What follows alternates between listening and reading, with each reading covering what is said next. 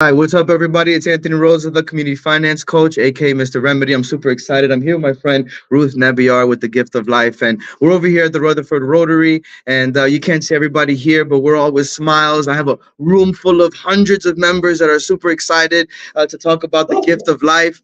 Oh, whoa! What is the gift of life, Ruth? Can you please tell us what the gift of life is? The Gift of Life is a Rotary based humanitarian program. It's one of the best in Rotary. We're saving lives, all of us Rotarians. And I really thank you for you guys. You've been so supportive with the Gift of Life forever.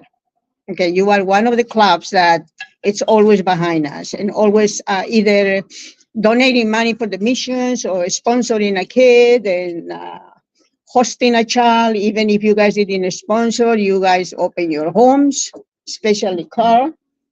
You know, he did a few times and he enjoys it. Probably me. Yeah. And for me, because of the Gift of Life, Rotary grow on me. I joined the club. And as like anybody else, you join the club, you don't quite know exactly what is it that you're doing, but I know you join a Rotary because you feel in your heart that you want to do something. It's in the back of your head that you want to do something, whatever it is, saving lives, education, water, anything. And the thing that I see with Rotary is that once you join this large family, you don't do this alone. You don't even know the people. And anything that the clubs send over or donate, you don't know that you're putting water wells in Africa, that you are building a water pipes in Honduras, or you're doing the Alliance for Smiles. And it's basically cents that you donate, and it goes a long way. So you're touching lives everywhere. With the Gift of Life, you do more work, and it requires a little bit more of financial and personal involvement. Okay, the way I describe the Gift of Life is like baking a pie or cooking something.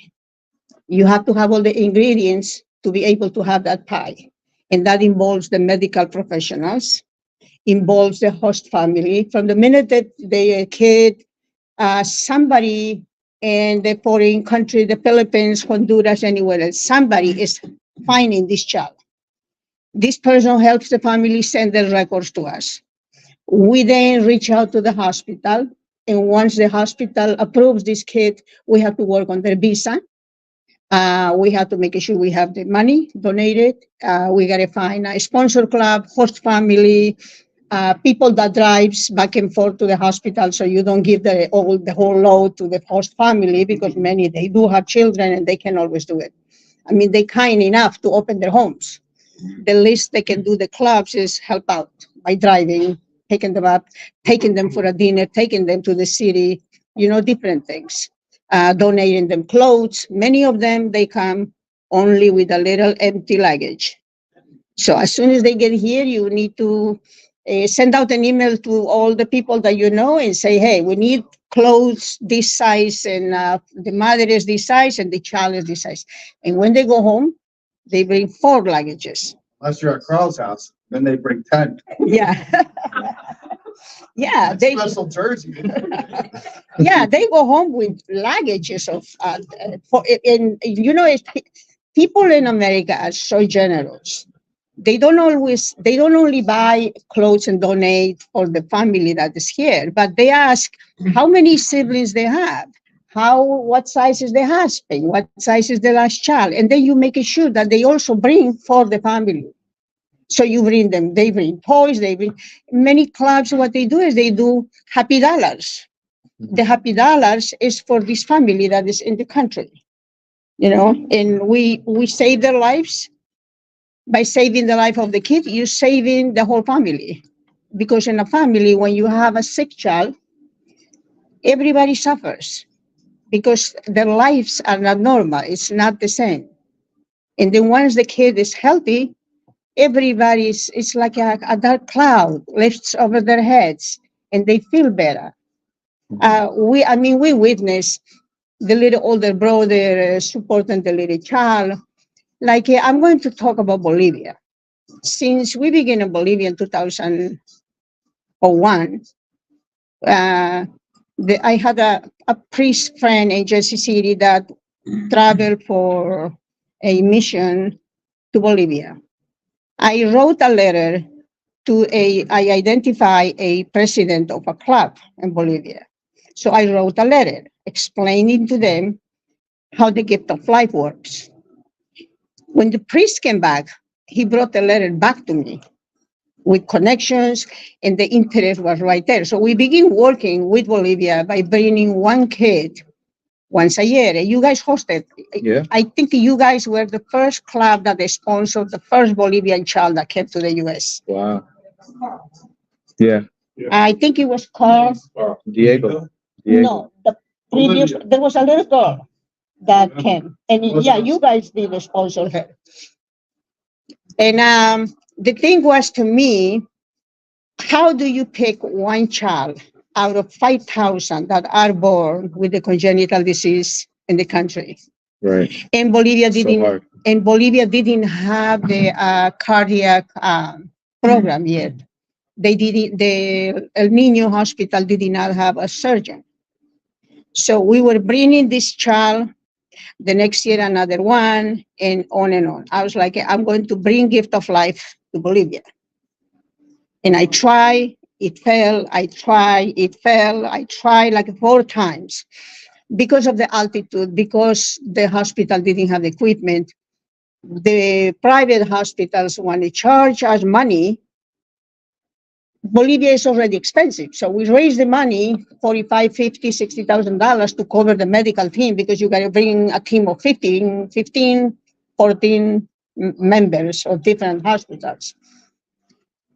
So what we did is, at the end, I got Rob Relman, the CEO of the Gift of Life International. So I talked to him at one of our events. We used to do the Lobster Sunday in my club to raise money for the Gift of Life. And it's very easy. We used to work Saturday to go shopping, Sunday to cook, and we raised like $7,000 in one day. It was good. So we invited him to one of those events. Then I started going to his ears,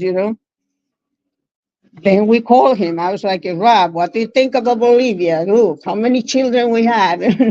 One day, finally, he calls me up and he goes, Ruth, what about Bolivia?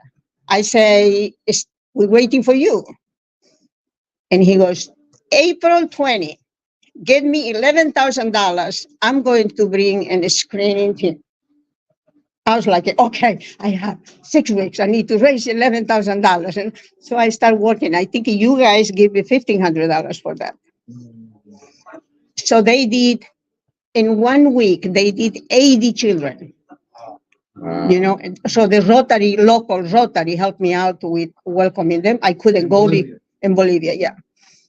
So what we did was, out of the 80, 79 needed some kind of intervention. So when Gift of Life International came back with the 2 cardiologists and the nurses, they were like, we need to come back. We need to help these people. So then Rob says, Ruth, we're going to Bolivia in June. This was April. He says, we need to find money. She says, since you're the one, she says, you need to pay for this. I was like, oh, Lord. I went to Rachel Cooper, gave me 10,000, Trinity International another 12. Before we know, we did get the money to do the first mission. But at that point, the Rotary Club in Bolivia gave us a hard time. They didn't understand the concept. They were too complicated. They didn't help me financially. And they were like, no, we can't help you this time. So that Rob he's like, how can they tell us that they can't help us out? So I say, with them or without them, I say, we're going to do this. So, and the surgeon, Erica, Says to me, are you sure? I said, yes. If you help me out, I said, we're going to get this done. And we did. It was successful. We did 21 kids. We did catheterizations and we did 6 surgeries on that mission. So we come back in November. Then we apply for a grant. Right now we have 12 missions in Bolivia. And we reached 399 last year because now the local team is doing their work. We are almost at 400 children in Bolivia. Oh, wow. Yes. Thanks to you. Yeah, to the fight. It wasn't easy, believe An me. angel. It wasn't easy. They made me cry. You're gonna make me cry. Well, you've gone through some of your own health struggles along the way. Would you like to share some of Last that? year, 2022, we did 3 missions in Bolivia. While I was in Bolivia, I was experiencing these weird stomach problems. And I was misdiagnosed. I was diagnosed for an intestinal infection, and they were giving me medications for that. The last mission was August. Then we didn't do anymore. But we supposed to, I think we supposed to get the kid. Yeah, I think we did get the kid from Honduras. And I couldn't welcome them at the airport because I just couldn't go. So December came, I started vomiting. And I was like, this is not normal. I was like, I'm not getting better, I'm getting worse. So we reach out, we say, okay, we're changing doctors and we're changing a gastroenterologist. At this time, we were looking for we found a doctor, and then I had the appointment. He was sick also. And by February 7, I was told that I have stomach cancer. Yeah. So he goes like, well, when I saw this new doctor in Livingston, he says to me, well, your problem is not an intestinal infection. He says there is something else. And I suspected already because I was vomiting and I was losing weight. All of a sudden, I just melt, and I become weak. And I was like, something is going on. And my brothers, my husband, everybody were like,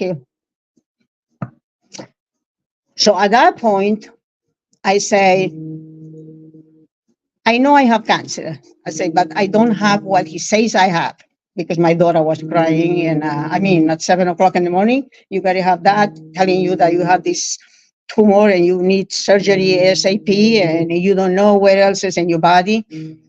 But then I say, I might have cancer. I said, but I don't have what he says I have. I said, I'll be fine. So I told the doctor, I said, what's next? I'm here. Where will I go now? So obviously he set me up with a team of surgeon and everything else. But we as a family, my son, my daughter, everybody decided, well, we should ask and go for second and third opinions. So we went to Sloan and we went to a doctor that was from Boston and in New York City also. And when we went to Sloan, they gave us an appointment really quickly. Everything got work on my way. Because usually you can't get it an appointment until like 2 or 3 months. And we got it in 15 days. Then they called me up and they reduced by February 14, I believe. It was like it's supposed to be on the 20. And the surgeon says, no, you don't need me. You need to see an oncologist because the pathology is not very clear. But he says, you don't have the aggressive sarcoma.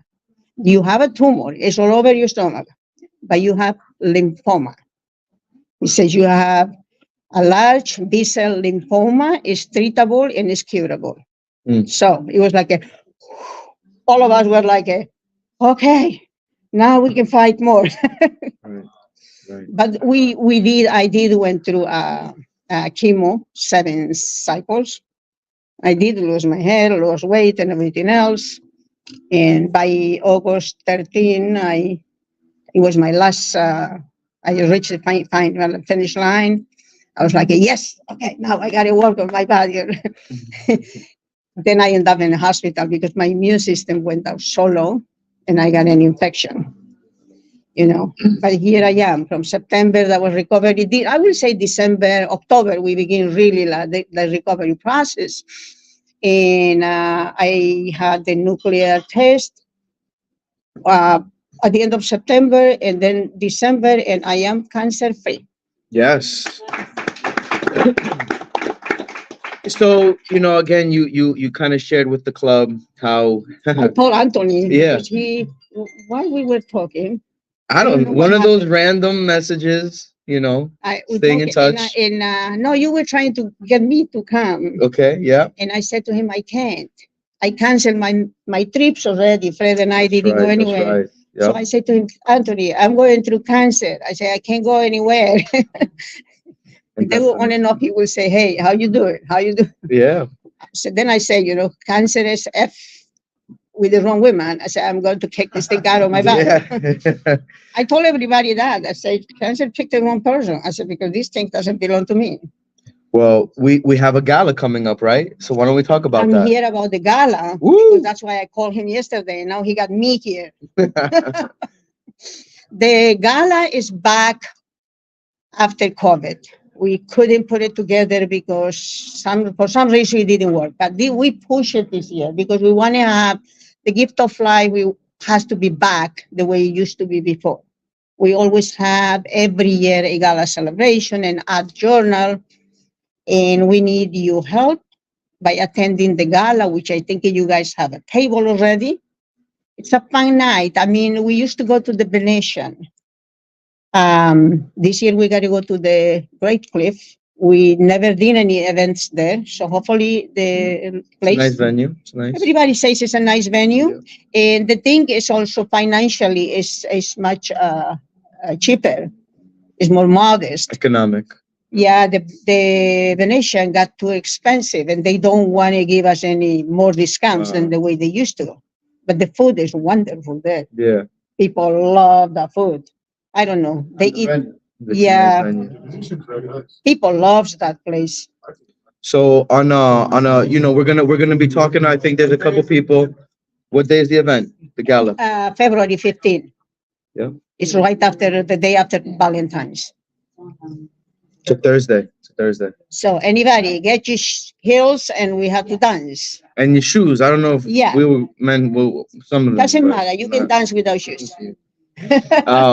So talk a little bit and we'll finish this thought. But for people that are watching and those that are here, there's an membership now. Oh, talking about Rotary for the new members. One, welcome to the Rotary family. Welcome. And two, as Rotary grows on you, you will find a lot of purpose. And if you bring it up to your club will support you, and you can do that. Okay. And in my club, we did a lot of programs. We did the wheelchairs, we did the pedal sport progress. We help, and you can partner with clubs in foreign countries. You can apply for grants. It's a lot to do. But I will advise you not to get involved with too many things because Rotarians are like a vacuum, like a once you do one thing, they want you to do everything. That's the way they are, right, Fernando? Yes. I don't know if you guys are involved with the district. I don't think you are. Is anybody? As much. Yeah. We never have been involved a lot with the districts. My club used to be, Over the years, we just. yeah, you just do your thing. My club used to be like that. The members, we didn't know what the district was. When they talk about the installation dinner for the governor, I used to think that it was the governor of New Jersey. They talk about governor's installation. I was like, are we so important that we got to have the governor in New Jersey? Then slowly they explain, and then Joe Loreni, actually, Callisto, Loreni, myself, and somebody else, we went to one of those events. And then I started learning more about it. Then my club got very involved. So we have 3 governors. We have Joe Loreni, we have Callisto, and we have Carl Hassett, which is a COVID governor. And everybody's happy they didn't have to go to visit the clubs. I was like, yeah. I think we had 2 from this book, Yeah. but years ago. Yeah, used to have. So now maybe Fernando can be a new governor. Hey, there we go. Yeah. Vote for Fernando. Well, Ruth, thank you so much for coming. Thanks for those that were watching. And if Let me tell them about the e-club. For sure. My club sponsored the first e-club in the district. And now there is another one, which is the Metro, the Patterson Great Falls sponsor, which it is like the meet via Zoom. And you don't have to live in the area. Anybody that knows somebody, they can join the e-club and we have members in Texas, North Carolina, South Carolina, Westchester, New York, New Jersey, some other towns. What they do is they meet via Zoom once or twice a month. They do participate in the fundraisers. They do send their money, and the people that is local, they attend the meetings or the events. So it's a really great thing to get together, and they do make the difference. It's a nice thing. And they considered a member too, so Yeah, we could they definitely talk are about it. counted on your club as members. So if you have 25 and you get like a 5 or 10 e-club members, and then that will count for your membership. Because I think the district lost about 4 clubs as it is. Well, we're going to continue the conversation over here. I hope that you enjoyed the Gift of Life conversation. Again, this is Anthony and Ruth. If you want to get involved, please feel free. Reach out. Become a Rotarian. Become a Rotarian. Thank you. Bye now.